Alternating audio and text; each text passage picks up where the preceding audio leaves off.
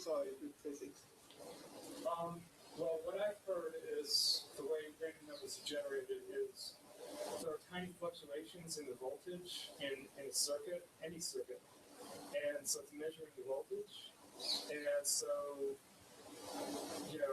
the voltage fluctuates according to the temperature and a million different things, and it's just reading the voltage, every second, and that's supposedly a random number, but it's not really.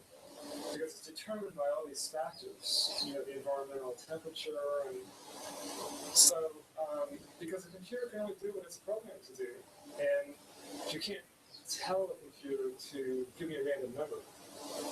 It doesn't know what a random number is. It only knows the numbers that it's there. Actually, in principle, if you take the qualification or the real definition of the term randomness, you can never be able to define it to a computer. Is that what you're saying? Because the minute you try to define the random and put it into the computer, it's no longer random. Yeah. Because is that what you're saying? Yeah. Well, yeah, that and computer can only do what it's told to do. Okay, so you're feeding it, programming. Okay. The minute you say, okay, get me random numbers. Yeah. Then you ask next question about what is random? Right. Then the minute you define random, it's no longer random. Is that what you're saying? Broadly, basically, yeah. Broadly speaking. Yeah. Okay. Fine. But I said, is there really any randomness? Okay. Right. Two problems come here. If suppose there is no randomness on Earth, it means that there is no free will, and it means that things do not have true freedom. We go back to Heisenberg's uncertainty. Right. Okay. So if you really say that one will start move at random, it means you're putting a kind of cap on the free movement. Right. So the possibility of free movement gets limited. So we have assumed that cannot be so. Otherwise, the world cannot be so. Right. So either one of these things are good. Either randomness exists or randomness doesn't. That is one extreme of the consideration. Right. Now, let us come to randomness itself. Let us assume randomness is so. Otherwise, the random world would not have come about. Right. But then, how random is it? If so much of randomness is there, then repeated patterns emerge. Mm-hmm. I'm now going about another feature of randomness, apparent randomness. Mm-hmm. And then you picking up a pattern behind. Yeah. Okay, like your computer selects notes at random, which you also do as a kind of a good playable musical note. Mm-hmm. Okay? Yeah. You can even say what the next note comes, which means it's not. But through randomness, you're discovering a pattern. Right. Now, order. Right. Okay, that is one thing. The second thing is that in a full play of randomness at any given point, there should not be detected anything that is non-random. Okay. Okay? If you violate, things must not be so. Right. But we can select out of it. We can find unmistakable display of non-random or in the apparent random chaos. Mm-hmm. What I'm talking about is synchronicity, which I already told you about. Right. So how do you explain? When you find in the overall random, types of randomness, think you find a kind of a super or super concurrence in all the random, the synchronicity, which means it's only an apparent random. Right. Okay. Right. So though it looks like opposite, right. We find certain nodes having certain super synchronicities. Mm-hmm. Okay, everything gets synchronized because it cannot be explained otherwise. Yeah. And okay, then slowly the objective thing of randomness maybe, but it should mean that it has no meaning. Mm-hmm. Any meaning in it, okay, in information, in the randomness, means that it is no longer just a dumb phenomenon. Right. Okay, it should have some information. Mm-hmm. Value, that is what I mean. Okay, it's not just noise. Right. It's not noise. It's valuable information. Any retrieval or any very evident, self-evident information in a random set of phenomena. Mm-hmm. Okay, whether it is subatomic or whether it is at gross level. Mm-hmm. If you can detect that, it means that randomness as such is not the foundation. Okay? Right. Okay, but I'm sorry to say that. The randomness may be the foundation, but not the intent. But nothing what? Not the intent. Yeah. Okay, the randomness may be like it required so many random breaks to come about to build a certain pattern. In the beginning, when you start with, it's all a heap. Yeah. And then you make and then you do a building or a break or whatever you want. But it means that you require this step, you require this uncertainty. Right. For you to arrive at a certain order. Right. Okay. And all along, whether you arrive at it or not, or whether you get it or whatever it is, all along. Okay. That randomness always had an embedded kind A of latent. yeah. Latent. Photonic pattern. Yeah. It always had that. Yeah. So that is something another feature that I noticed in this writing and all that is this synchronicity, synchronicity. Yeah, how do 2, 3, 4 unrelated come together? Yeah. It's impossible. But the meaning has a value. A value in the sense that clearly makes not only meaning. It is not like you're reading meaning. Meaning is there. Yeah. It is more like a message.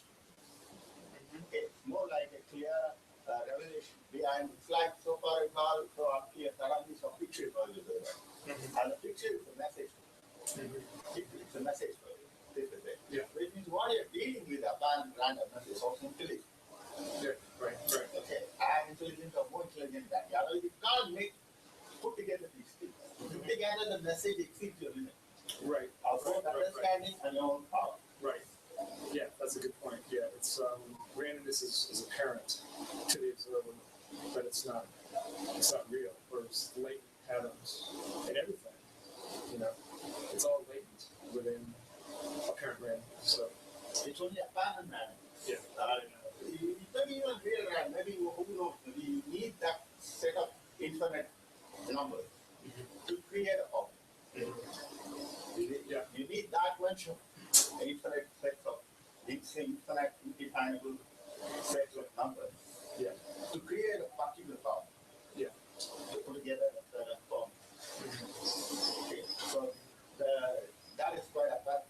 Right. I have been noticing synchronicity like it. I was noticed it like repeatedly. So it's more like it's like there may be a language you all know. Okay, for what we are rather looking at is some kind of an alphabet. Alphabet of a new language. You see, there may be people who are higher order of intelligence who may be expressing themselves and communicating with themselves through a language of synchronicity. It may not be limited to just words. Yeah. Okay, it may not be limited to just that. It may be in terms of many levels of communication. Right. For example, it may incorporate other things like light itself, photonic light, a series of pictures. So there's nothing like that. So just like we use words, they may be using 3-dimensional photonic slide. Yeah. Basically with your language. You can imagine an intelligence like that, like intelligence that uses photonic data, or 3-dimensional photonic data. Wow. Okay? You load up information. It takes time for you to process. But assuming that the computer can be super fast. Yeah. It does as fast as you are following my conversation. And then giving a reply as fast as that. Wow. That's something to write about. I guess it's like that I'm beginning to see and it kind of how higher order intelligence is functional. Yeah. It may apply even our own ways of thinking out, reading out, communicating through conversation, through text, through experience in reality. Yeah. The other thing that would be interesting to think about and write about is I've been reading about quantum computing, and it's like trillions of times faster than regular computing because a normal computer, like let's say you have a maze, well, a normal computer traces every path through the maze until it finds the solution. but it has to trace every path to find a solution. And it does it one by one. It traces this, gets your dead end. Okay, start at the beginning, try it again. A quantum computer can trace all of them at the same time. Yeah, I got it. Okay, Yeah. so it can find the solution, at instantly. It simultaneously handles different markets. Yeah. Okay, Right. different simultaneously. Right. It's a parallel. Right. It doesn't have to put them in a sequence and try different things. The yes and the no simultaneously. Yeah. Yeah. Okay. And then incorporating it into the overall yes and Yeah. Yeah. okay. So Yeah. that is a little complex. Right? Yeah. And supposedly all you need is like 400 atoms in this, Bose-Einstein constant state, and you've got a quantum computer that's powerful enough, can handle. It's like more stars in the entire universe, bits of information, something like That's what they say. But are they working on the computer? They've got, the problem is getting enough atoms in that state. And so they've got a primitive quantum computer it's like 5 atoms. You basically have a switch, Yeah, not a computer. right. It's a single gate. You have a switch. Yeah, You are just dabbling with the switches. yeah, Now, right. so you have still some Yeah. way to go before you have a working Yeah, quantum computer in your laptop. yeah. Is it? Well, and the problem is getting things that cold, getting enough atoms, because you have to isolate them. I go into something later. Yeah. After this later. Yeah. But you think that they will write the quantum computer sooner or later? Oh yeah. No, there's people they've got them, prototypes, but again, it's only 5 atoms. But they got something. They've got something. They got the switch. They Yeah. have a clue that how it works. Yeah. How it should work. You correct in a way and all that. So, this is the basis for, the new form of AI, which is going to end the human race. If a computer's that powerful, its thinking power is just way beyond anything you can imagine. So, people look at, modern computers like, well, my laptop's never going to be smarter than me, but quantum computers is a totally different story. Totally different. Because, I had this, the guess word, because I'm using it in my story, is that the quantum computers maybe actually because our thinking and experiencing of reality. Okay, thinking will be more or less like a computer thing, but then the real thinking may be based on quantum computers. Yeah. So when you successfully build a quantum AI, it may be true. right. And again, it's or is it physics? Well, what I've heard is the way random numbers are generated is there are tiny fluctuations in the voltage in a circuit, any circuit, and so it's measuring the voltage, and so the voltage fluctuates according to the temperature and a million different things, and it's just reading the voltage, every second, and that's supposedly a random number, but it's not really. Because it's determined by all these factors, the environmental temperature, and so, because the computer can only do what it's programmed to do, and you can't tell the computer to give me a random number. It doesn't know what a random number is. It only knows the numbers that You say actually, in principle, if you take the qualification of a real definition of the term randomness, you can never be able to define it to a computer. Is that what you're saying? Because the minute you try to define the random and put it into the computer, it's no longer random. Yeah, because Is that what you're saying? yeah. Well, yeah, that and computer can only do what it's told to do. Okay, so you're feeding it, programming, The minute you say, okay, get me random numbers, yeah, then it asks next question about what is random. right. Then the minute you define random, it's no longer random. Is that what you're saying? Yeah, basically, yeah. Broadly speaking. Yeah. Okay, fine. But I said, is there really any randomness? Okay. Two problems come here. If suppose there is no randomness on Earth, it means that there is no free will. And it means that things do not have true freedom. You will go back to Heisenberg's uncertainty. Right. random, it means you're putting a kind of cap on the free movement. Right. The possibility of free movement gets limited there. So we have to assume that cannot be so. Otherwise, the world cannot be so. Right. So either one of these things are true. Either randomness exists or randomness doesn't. That is one extreme of the consideration. Right. Now, let us come to randomness itself. Let us assume randomness is so. Otherwise, the random world would not have come about. Right. But then, how random is it? If so much of randomness is there, then repeated patterns emerge. I'm now going about another feature of randomness, apparent randomness. And then you picking up a pattern behind. Yeah. Okay, like your computer selects notes at random, which you also use as a kind of a good playable musical note. Okay? Yeah. You can even say that what the next note will come, because it's not. But through randomness, you're discovering a pattern. Right. Order. Right. Okay, that is one thing. The second thing is that certain random, a full play of randomness at any given point. There should not be detected anything that is non-random. Okay. Okay? It is valid. Things must not be so. But we can select out of it. We can find unmistakable display of non-random or in this apparent random here. What I'm talking about is synchronicity, which I have already told you about.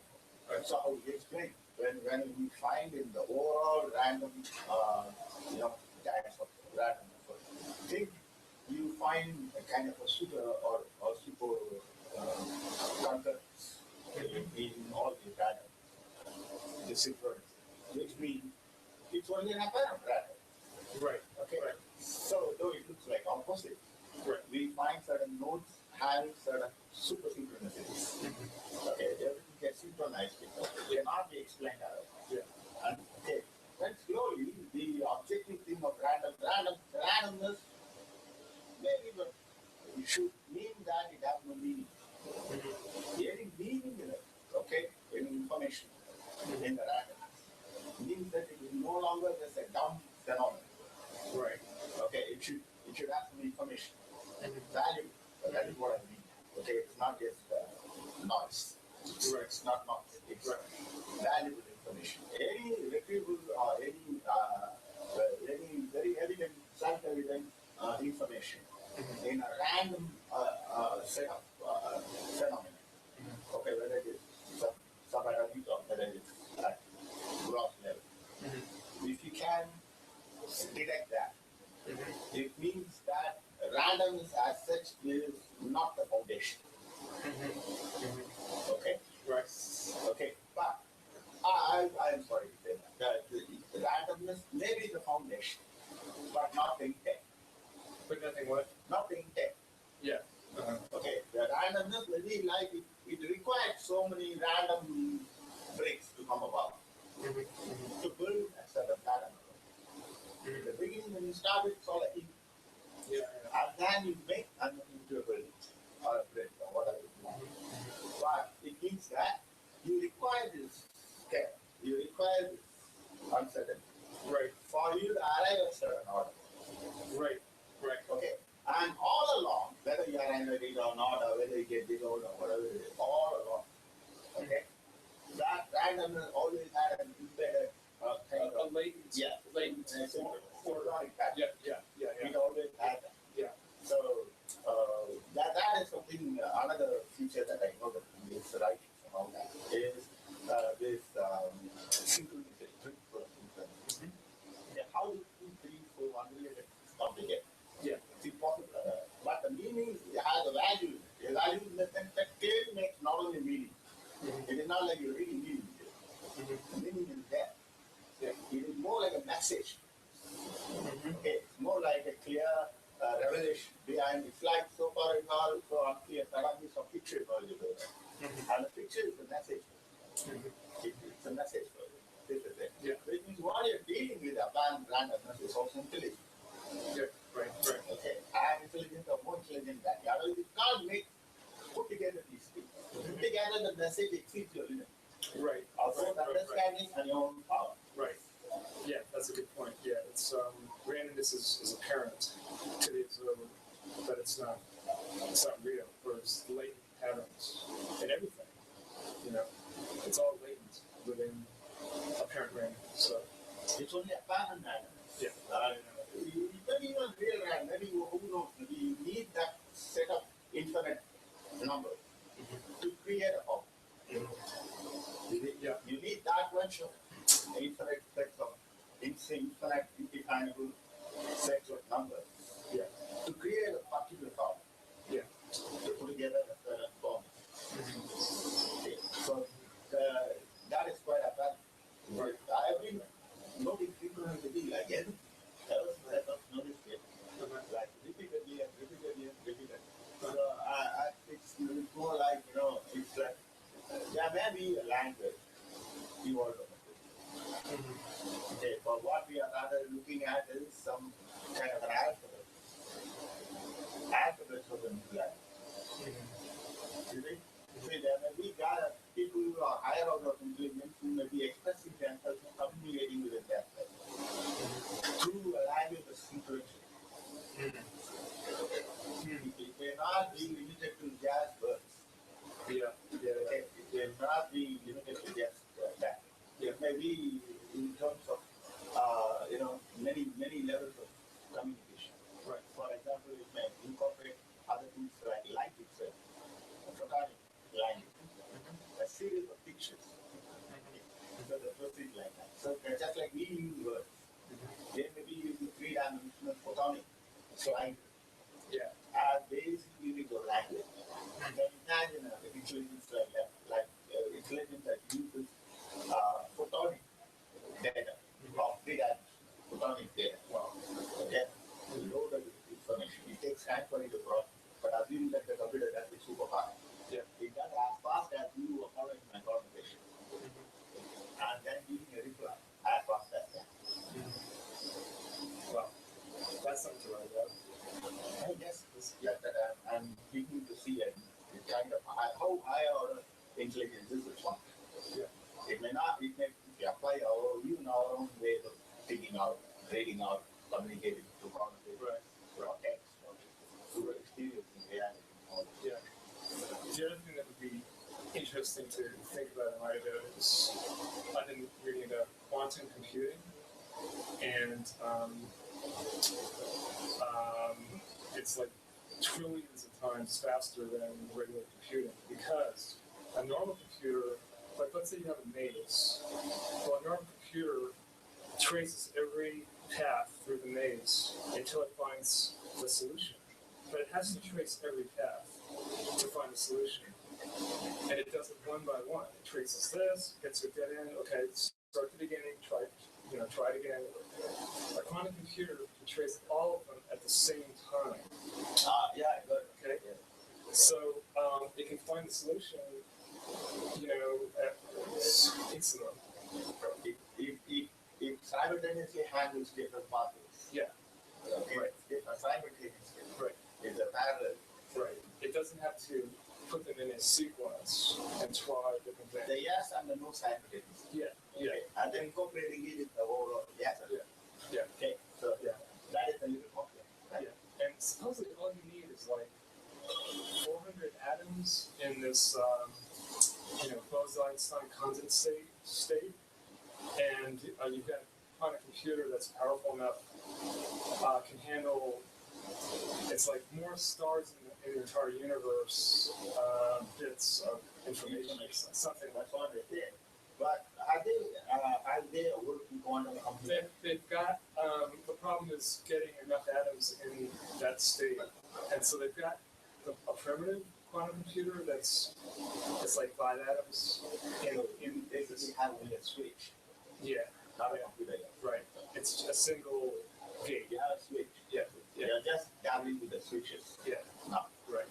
So you have still some way to go before you have a working quantum computer in the laptop. Is it so? But and the problem is getting things that cold, getting enough atoms, because you have to isolate them. Rather going to some zero. Absolutely zero. But you think that they will add the quantum computers sooner or later? Oh no, those people they've got